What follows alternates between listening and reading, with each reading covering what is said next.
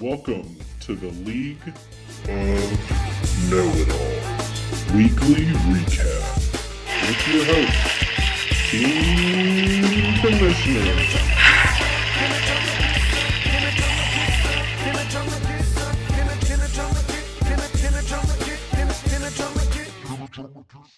How we doing? Welcome to Week 6 Recap. Let's go ahead and get one thing out of the way.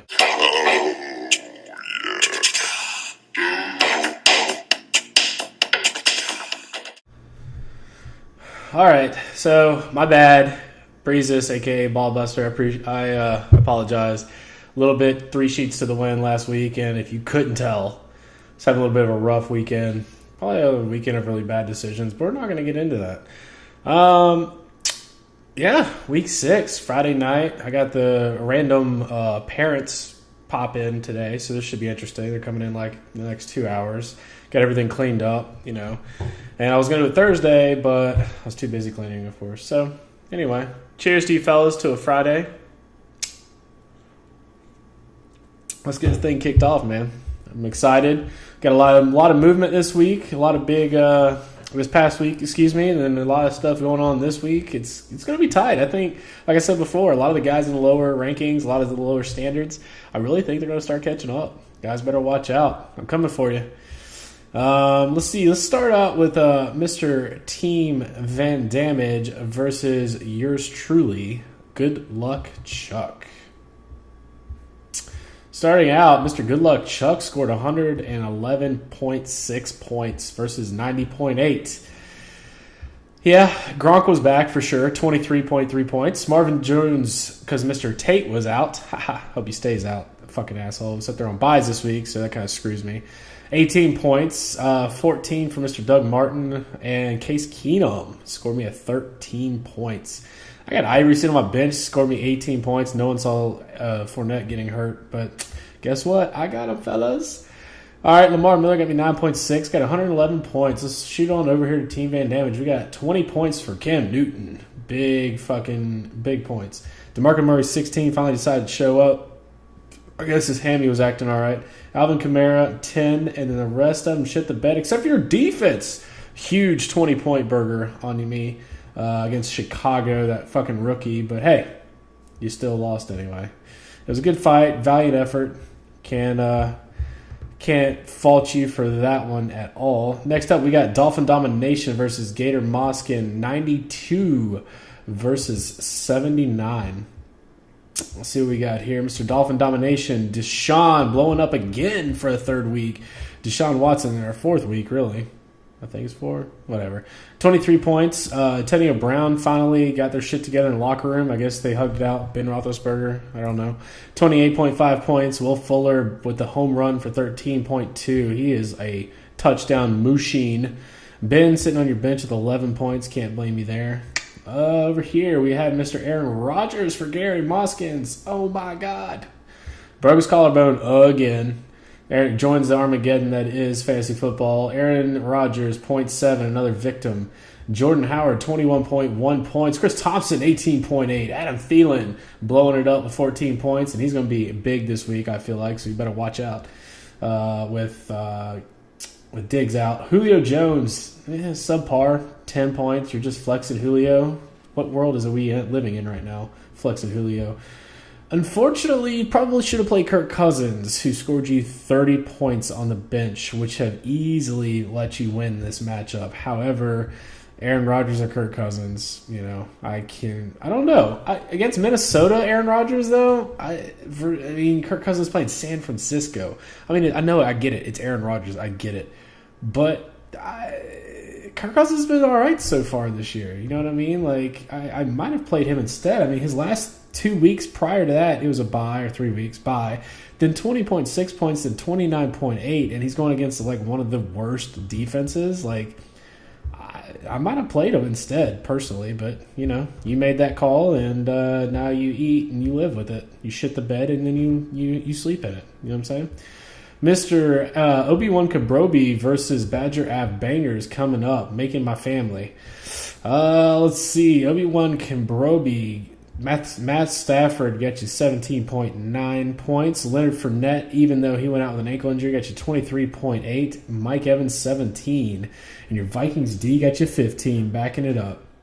95.8 points you won against Badger Ave Bangers. Badger Ave Bangers. That's fucking hard to say. You gotta say that 3 times fast. Any case, so we're going to run over here. We got Jacoby Brissett, beef briskets, as some of them call it. 14 points. Kareem the Dream, 13.5 points. Mr. McGuire, 2.2. Crabtree, 14. Tate, 19 before he got hurt. Evan Ingram, 16 points. And the rest was, meh. Your team's all right. It's just kind of, you just can't get it to click just right. You know what I'm saying? And then, yeah, shit happens. I mean, it was a 6-point game. It was a fucking close game. I'd be sweating it. Aguilar sitting on your bench with 13, but, I mean, unless you flexed him, Nelson Aguilar, I mean, that's a tough call, regardless. I feel you there, dude. Next up, we have I'm a Snowflake versus Shake and Bake, and for the first time in league history.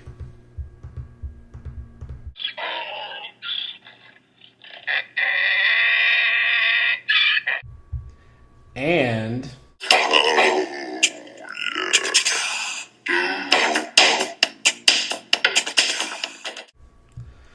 that is right. For the first time in league history, we actually have the the donkey and the fucking snow and the oh yeah lineup in the same matchup. So regardless, I guess Shake and Bake would have won. I guess you finally decided to set your lineup. Congratulations, Shake and Bake. I'm a Snowflake. Let's see, 63 points. Shit the bed with Phillip Rivers. You should have stopped there.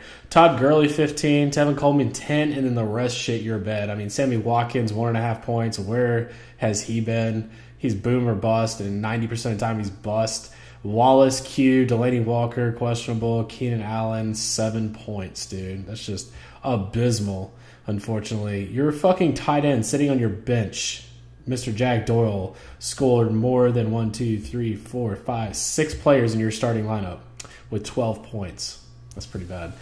Over here at Shake and Bake, Mr. Matty Ice got you 11.9 points. Mark Ingram dropping a 30 burger. Fucking big-ass motherfucker. Brandon Cooks, 12 points. Austin ASJ, 12.6. And Larry Fitz blowing the fuck up with 25 points. And, yeah, fantastic. Congratulations, Shake and Bake. He's in the mix of things, man. You know, if you maybe say your lineup one week, you might be a little bit closer to a playoff spot. Possibly. Don't get ahead of yourself.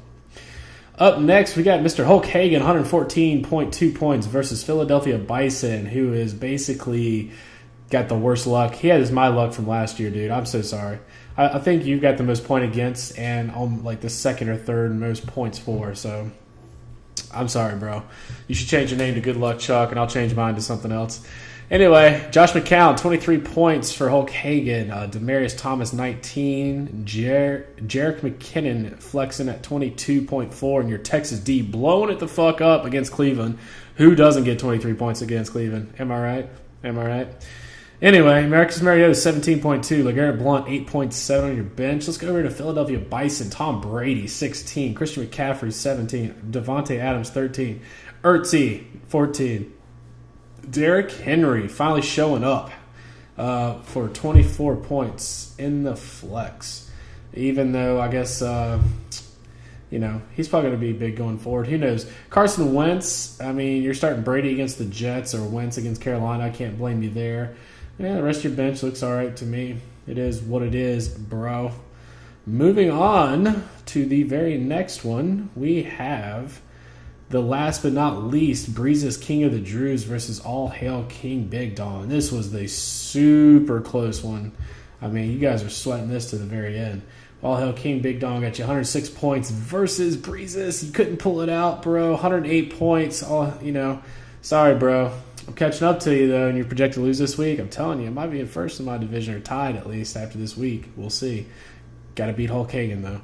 Drew Breezy got you 11.5 points. Melvin Gordon, 31.5. Cameron Brate, 16.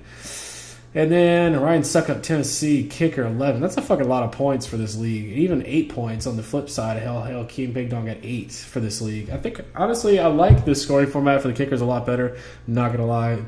I think we did it exactly we wanted to. I mean, I don't think it made them more valuable. I think if anything, it leveled the playing field to where you're getting between 5 and a good week is 11. So I kind of like the format. AP, of course, you're not going to play him first week back, right?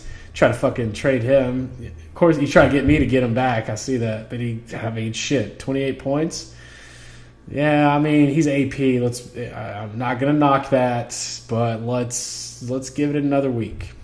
You know, a game script, they were up super fast, super quick, and all they had to do was hand the ball off to win that game, and they barely won that game.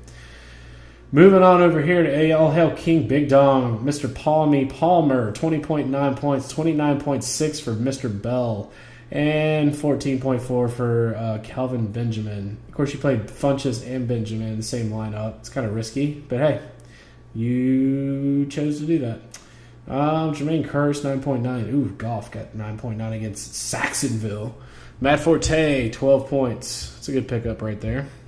So let's run on over here to the standings right as we speak for now. We have 2 people at 5-1 on the West Division. Breeze is king of the Drews. Good job. I'm a snowflake. Good job. I mean, you're probably pretty much looking at the playoffs at this point. 1, 2, maybe more wins. And then next up, we have a 4-2 division of a 4-way tie with Hulk Hagan, Badger Ave Bangers, All Hail King Big Dong, and Good Luck Chuck. 4-2, baby. Shake and Bake, 3-3, and then the rest are kind of pulling up the rear. We got Obi-Wan Kenobi 2-4, Dolphin Domination 2-4, Philadelphia Bison 1-5, Gator Moskin, and Team Van Damage all 1-5, guys. So we're halfway through the season. If you're down at the bottom, you might want to start making some trades to not wear the fucking penis helmet next week. Everybody. Just saying, I know some of us are making trades, putting offers out there. Some of us who have a shot at the playoffs. It's going to be tight. I think some of the 2-4 guys may win this week against some of the 4-2 and 5-1 guys. It's going to be 3-4, 5-2, 4-3s, 3-4s. It's all going to be within 2 games, guys. This is going to be tight. I kind of like it. I mean, it makes it exciting, and it makes it what we want it to, man. Last year we had a couple blowouts. Everyone's like, top 3 or 4 were like light years ahead of everyone else. But I think this year, I think the 12-man, I think it kind of evened things out. I think it kind of makes it a lot of fun. And anybody's still in this, man. I'm not going to lie. I mean, even these 2 and 4 guys could fucking just blow the fuck up. Let me check out Philadelphia Bison's points for, points against real quick. Yeah, Philadelphia Bison has 621 points for, which is literally the second highest in our league, and he's 1-4, and he has 663 points against him, which is literally the most against him, dude. Sorry, shit happens. Happened to me last year. Fucking sucks, doesn't it? I know. Sorry, it happens. I'm really not sorry though. And let's see, anything else stick out to me other than that one? Probably not. I got 577 points against 488, which is the lowest. It really is. So technically, if that bumps up a little bit, I could be in some trouble. But what could have been if David Johnson stayed healthy? Fuck, I'm telling you, man. The one guy needed to stay healthy this year, but everyone's going through the hurt, the pain, and everyone else is getting injuries and bye weeks and everything else. So anyway, that's our recap for this week. Everyone fucking good luck this week. It's going to be a blast, man. Come down to the very end. There's going to be a lot of trades, a lot of shit to keep up with. So, and true form to this league, dilly dilly.